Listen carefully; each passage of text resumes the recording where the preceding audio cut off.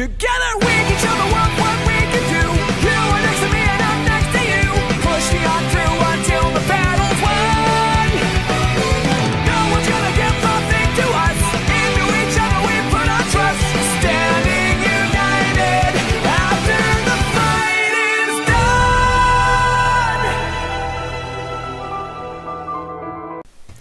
Yo, what's going on, guys? It's me, the Ninja Reviewer here. Time for another exciting review of the one and only 7 Deadly Sins Season 2, Episode 6 review. So this episode starts off where we've last left off, where they find that the Hendrickson is still alive, and what happens is that Hendrickson pretty much explains that the demon that that he used, like that so-called demonic form, the one that was actually, well, we find out that it was actually using him in order for him to become who he is. Like, he wasn't turned like evil from the very beginning. It was more of an actual demonic thing that was inside his body the entire time that he had to sacrifice to, and that's the reason why Hendrickson became who he is as of today. So basically, even though we thought he was dead, but now he's not. So what happens is that Hendrickson explains that during a flashback that him and so not only that, but we find out that Dreyfus is still alive as well. And basically we also get this kind of little finishing battle with that big white ass demon, and it's the same kind of blood demon that the one that Hendrickson fused with in order for him to get that takeover. So then we finally find out that that he uses a certain technique, because all three of them, we got Hauser, we had Gilthunder, and of course Hendrickson. Oh my god. Fredrickson's son. We have him also as well, just doing their thing, combining, and then we have Hendrickson comes in with a finger. Just with a finger. I'm like, that shit was nasty, on some Jiro shit from like Toriko with the finger flick, that shit was nasty. And then we also find out also in this episode, not only that was nasty, that we actually did get to find out in this episode that also that Dreyfus, Dreyfus, I don't say for Fredrickson, Dreyfus, again his name is confused because it's been a while. Dreyfus pretty much is alive. And then we found out that he was also saying that we also respected, because also we also found out that there was a secret technique in order to take out this demon, and it's Gilthunder's father. It was his technique. He's like, wait a minute, why did you kill my father if you guys respected him so much? So he tells in a flashback that during their travels, where there was a really huge breakout or war, whatever that happened 10 years ago, where Dreyfus and Hendrickson discovered something. Apparently there was a demon, a really disturbing red gigantic demon. So then after the demon pretty much took over Hendrickson, then all of a sudden there was another demon vessel as well that actually got into Dreyfus as well. But he's pretty much still alive and kicking. But as you all know, they don't know that he's with the motherfucking 10 Commandments, so they don't even know that shit.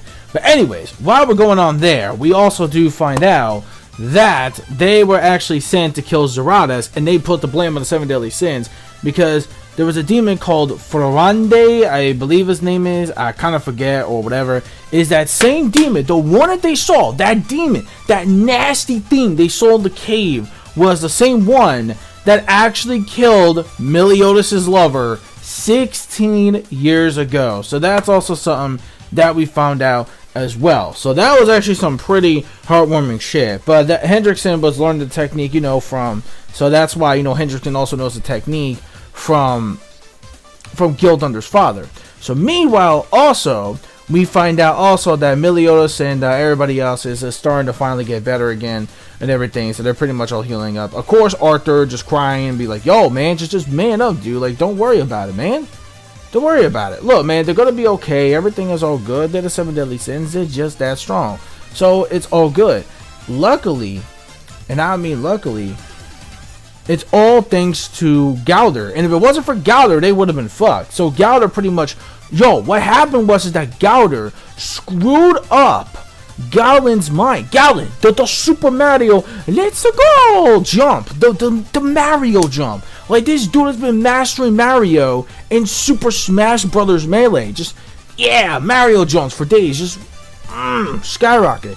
The dude is a freak. But anyways, what happened is that he fucked with his mind thinking that, oh yeah, I already defeated the sins or whatever. But in reality, that's not what happened. Like, Gallagher played some little kind of mind trick and then say the 7 deadly sins, you know, from actually dying. So everyone's back on their feet and whatnot. And basically, King pops out the fuck out of nowhere. And he's just like, what the fuck y'all doing? So basically, he's trying to give him all the rundown, exactly what happened. Diana's still, like, there. Then, oh, wait, before I actually get to that part. We actually did get to find out that there's a little ball, like a little marble thing, that Gallagher also capped because that's the last piece of Merlin, because now Merlin's turned to stone, and you know, they gotta actually free her, so she's only this little marble ball thing for now.